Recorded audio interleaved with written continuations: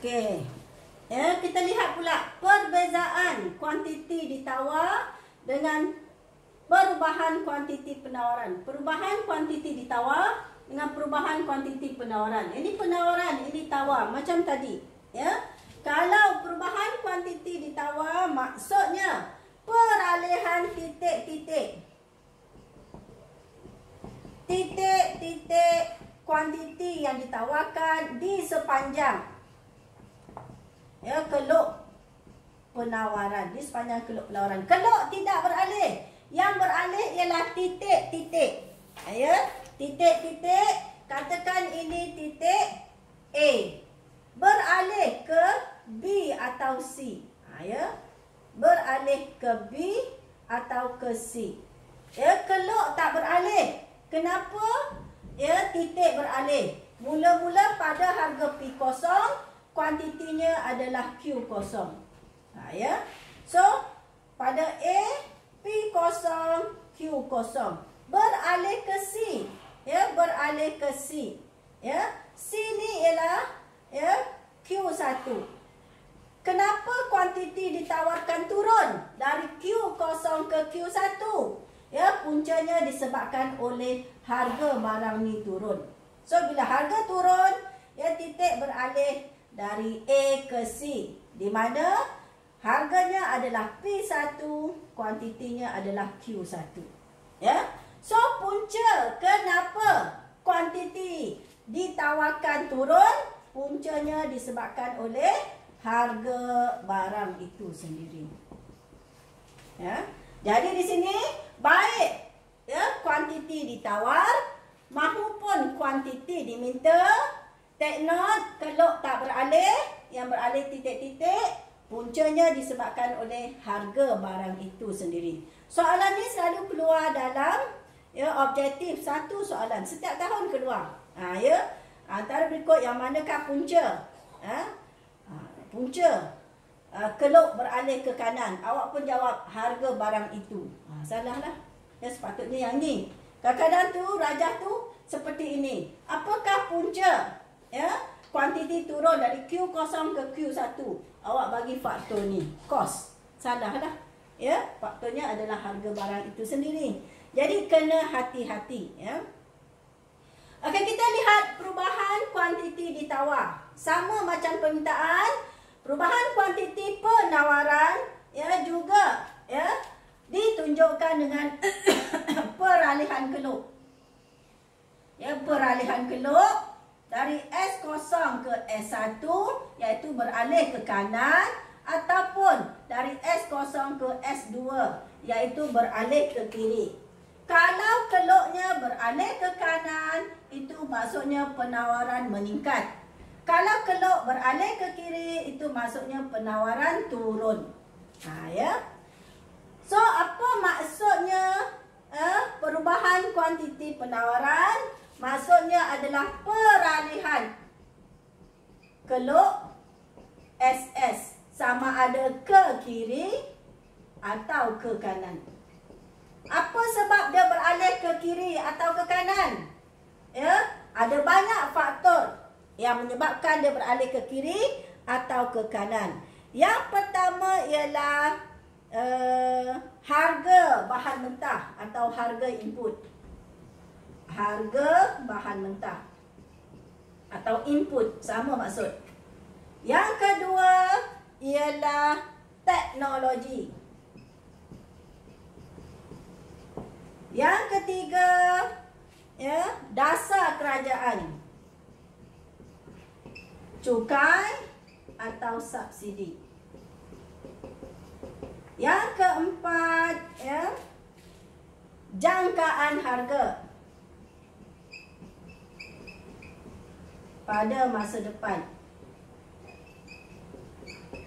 Ya, dan yang kelima, harga barang lain. Ya, sama ada penawaran. Penawaran bertanding ataupun penawaran bersama.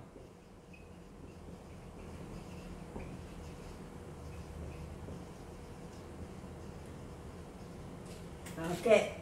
So ada 5 faktor yang mempengaruhi peralihan keluk penawaran sama ada ke kanan atau ke kiri. Kita lihat faktor pertama.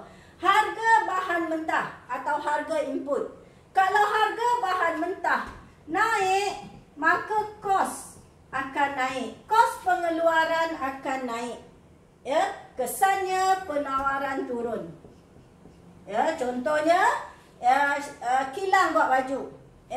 So bahan mentah dia atau inputnya ialah kain. Kalau harga kain naik, kos pengeluaran untuk menghasilkan baju akan meningkat. Kesannya penawaran baju turun. Keluk beralih ke kiri. Sebaliknya kalau harga bahan mentah turun, maka kos pengeluaran turun, penawaran meningkat. So keluk beralih ke kanan. Teknologi. Teknologi, jika dia meningkat, maka penawaran naik. Jika teknologi turun, maka penawaran turun. Dasar kerajaan, cukai dan subsidi. Okey, di sini cukai dan subsidi yang dikenakan ialah katakan cukai input. Bila cukai dikenakan, maka kesannya harga input naik. Maka kesannya penawaran turun. Bila cukai dikenakan, maka harga input akan naik, so penawaran turun. Keluk beralih ke kiri. Begitu juga sebaliknya jika cukai turun, jika cukai turun, maka harga bahan input tadi akan turun, so penawaran naik. Subsidi ni bantuan kerajaan, bantuan kewangan dan sebagainya. Bila subsidi diberikan, maka kos turun. Bila kos turun, maka kesannya penawaran akan meningkat, keluk beralih ke kanan.